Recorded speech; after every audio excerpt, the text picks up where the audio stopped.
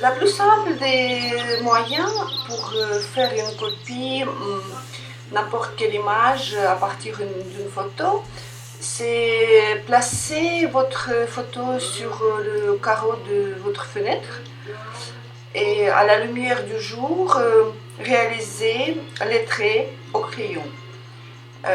Il faut juste bien fixer votre première feuille avec votre photo en bonne qualité.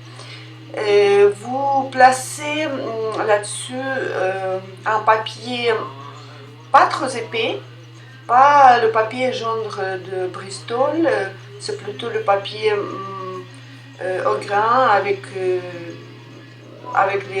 grains pas trop gros, c'est papier destiné au dessin par exemple, ou papier d'aquarelle fin.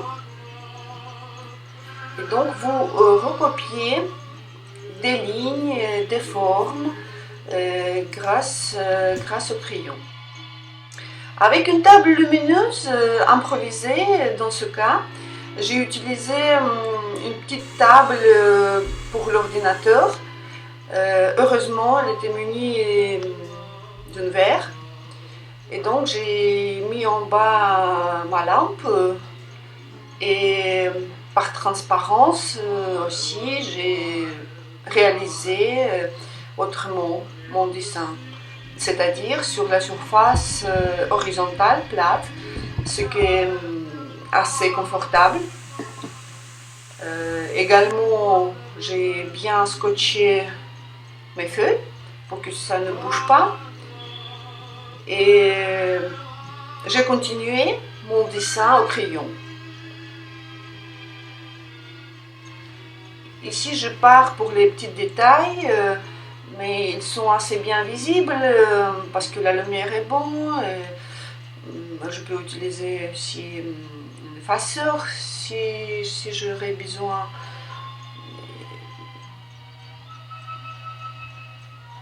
J'appuie pas trop sur mon crayon et donc je laisse les traces légères mais en même temps bien visibles.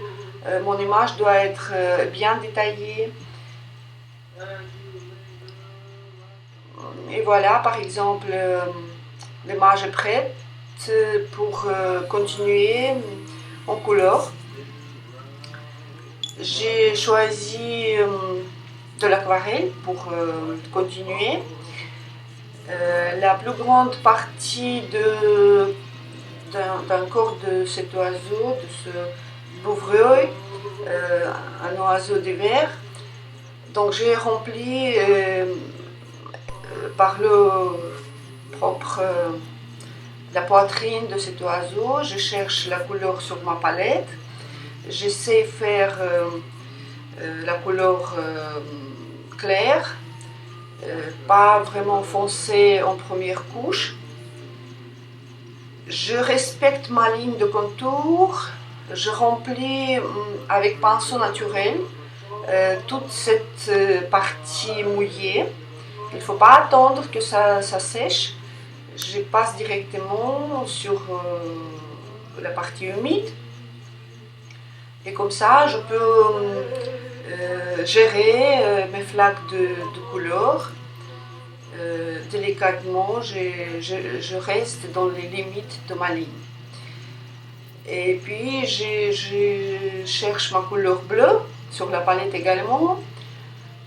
Je passe sur les parties bleues en aquarelle claire, bien diluée avec de l'eau. J'essaie de ne pas trop toucher les parties humides rouges. Ici, je remplis tout par cette couleur bleu clair parce que il me faut vraiment voir cette forme complète, cette forme plus grande parce que maintenant je vais faire la sélection entre le bleu clair et le bleu foncé. Vous voyez sur ma photo, il y a des parties beaucoup plus foncées, comme ici sur la tête. Je prends un pinceau plus fin. C'est toujours un pinceau naturel, de bonne qualité, avec le bout pas vraiment pointu, parce que ici j'aime bien les traits un petit peu arrondis.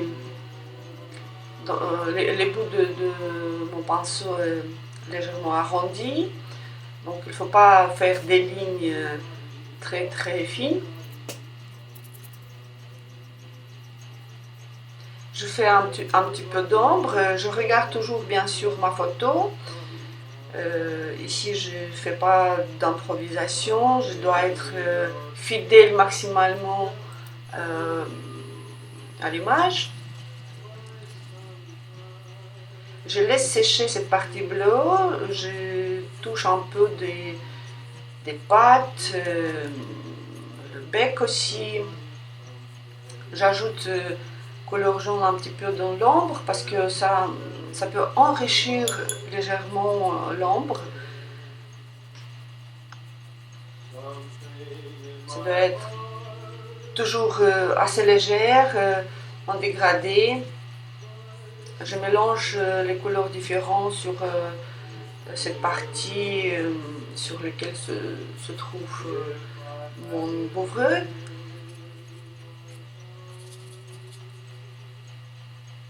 Et à chaque fois, je touche d'abord ma palette pour trouver la couleur, la saturation, la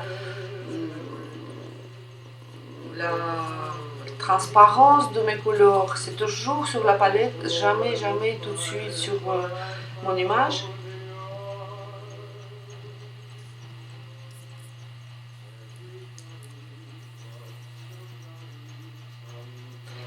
Je laisse sécher tout ce qui est trop humide et je repasse sur la poitrine qui est déjà sec. Et je peux ajouter plus de couleurs, plus de saturation parce que c'est un très beau oiseau.